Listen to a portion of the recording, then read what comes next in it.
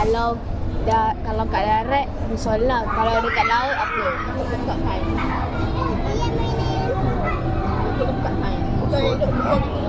Solat apa? Solat apa? Masjid. Kalau Masjid Kristal Terengganu. Hutan najis.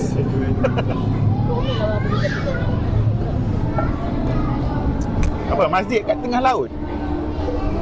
Mana ada? jawab bila. Oh. Masjid Terapung. Masjid Terapung. Mas laut. Mas laut.